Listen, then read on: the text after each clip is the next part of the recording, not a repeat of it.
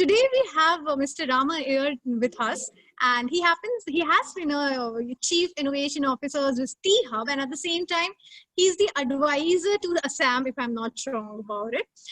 So as we know that you have a good acumen about the entrepreneurship landscape of India.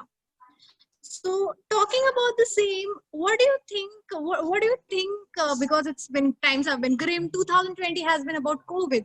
So how do you see entrepreneurship in the times of COVID happening or hailing in India? How has it affected the landscape?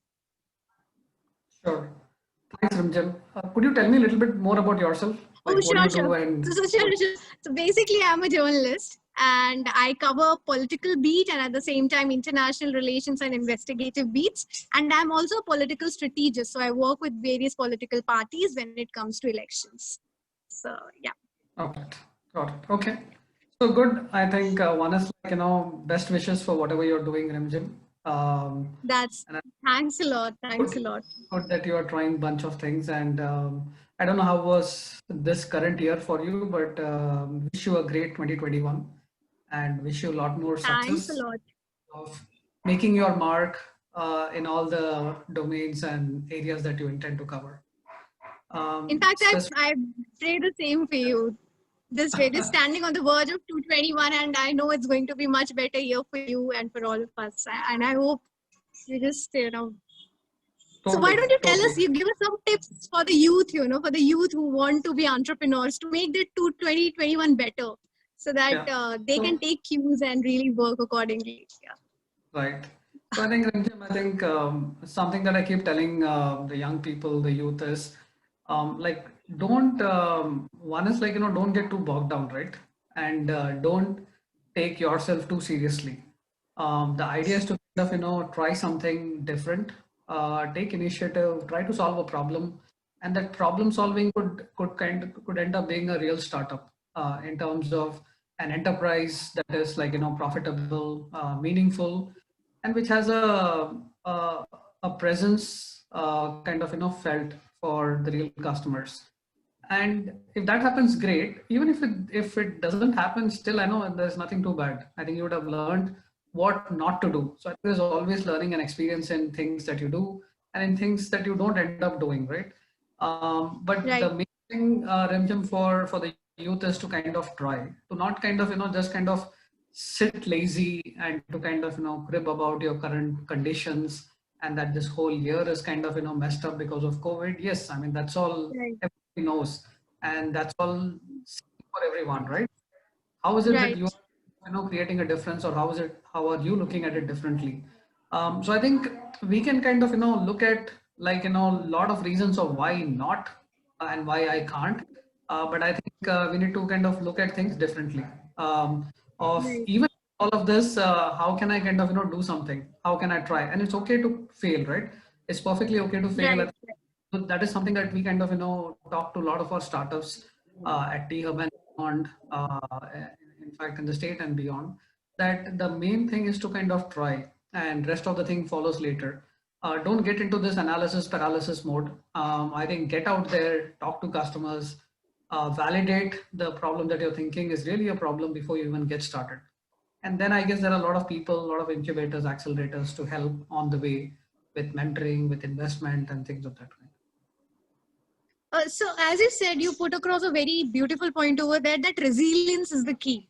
At least go out and try. Even if you fail, you land among the stars if you're aiming for the moon. But what are the best ways to minimize the failure in first place? Because having a plan is also a very important actionable when we are trying to execute something. If that plan fails, that's a different story. So like Right. how should we come up with a plan? Because that's the very first step I think people like most of the entrepreneurs, aspiring entrepreneurs struggle with. So if you could enlighten us on that.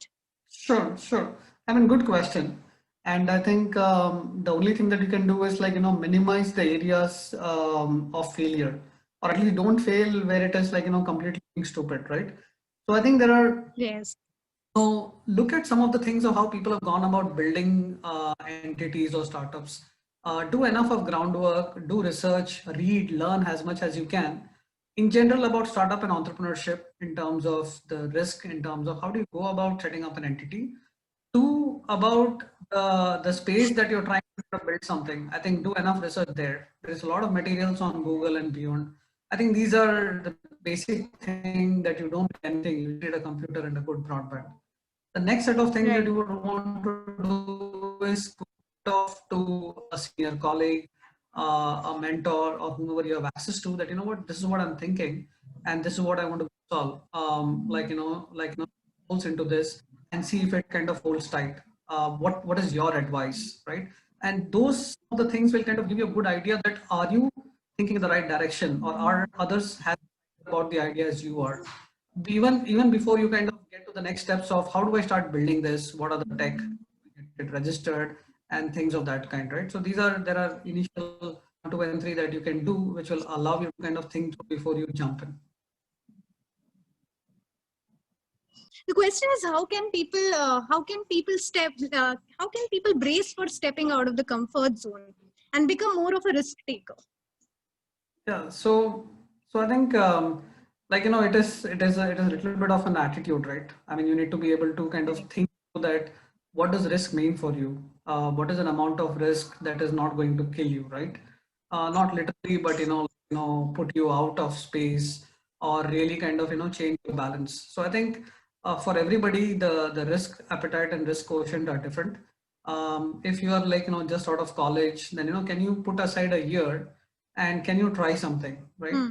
Obviously there is an opportunity cost of a year lost, maybe like a good salary in a company that you may have started, but that is still what exactly that is, and you should still be fine, rather than taking that 1 year, maybe like 10 years or 20 years down the line in your career, which is going to be much more costlier, much more difficult, with both your earning capacity as well as the responsibility towards your family.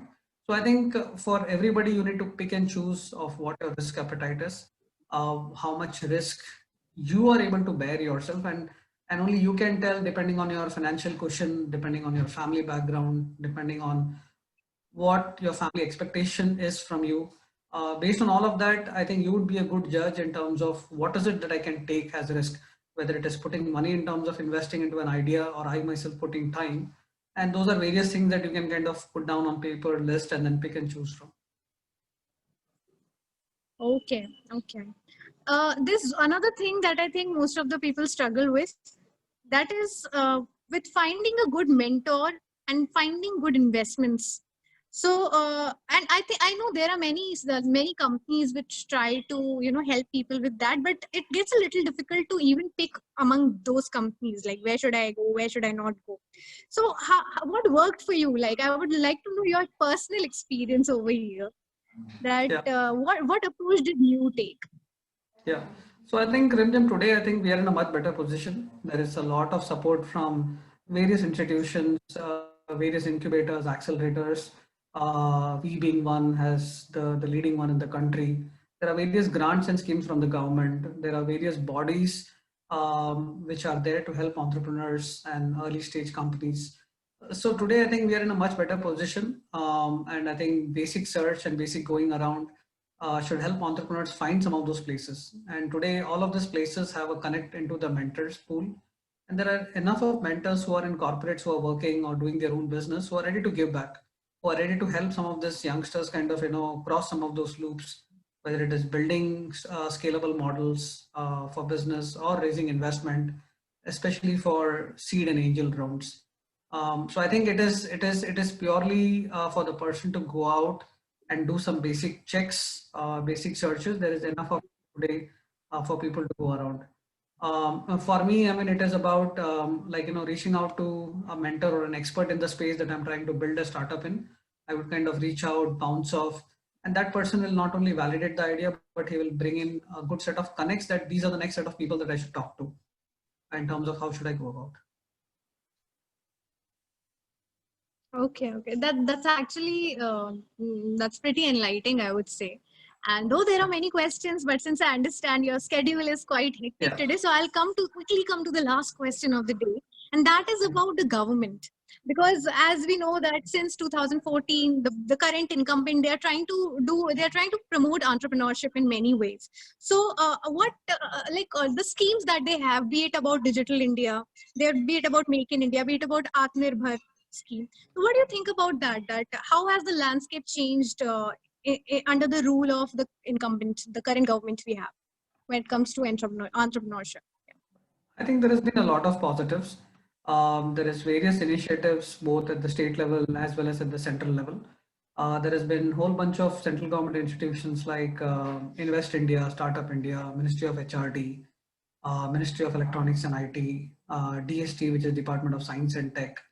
There is a whole bunch of organizations that are today supporting various entrepreneurship schemes, programs, and today there is a lot of conscious help and support in that. One obviously, argue and debate that are this the right to go about doing it, are these the right instruments and stuff like that. But I think none of any initiatives is never perfect. It can only be fine tuned and it Right. gets better year on year. And I would kind of rather take some of those initiatives faster rather than wait, fine tune, and it kind of never sees the day of light, or it takes 10 years. So I think there has been a lot of change and positives from the current government, and hopefully, whichever government is there or continues, I think they should continue the good work that's already laid and build and scale from there. Taking a liberty of one brownie question, how does 2021 look to you, like when it comes to entrepreneur? Because we have 2020, which was really grim and devastating in many senses. How does 2021 look? It definitely looks much better compared to how low 2020 was. It can only get better. I think that's a short answer. And I think there's a lot of hope. We're already kind of seeing the corners turn on a whole bunch of industries, whole bunch of things. And I think there's a lot of pent up demand in terms of people who have been sitting on the sidelines, being very cautious, holding the cash very hard. So I think a lot of those investments will accelerate at a very fast pace. So I think 2021 is going to be diametrically opposite in terms of being positive, and all of us should kind of brace for all the good things that's going to come and happen.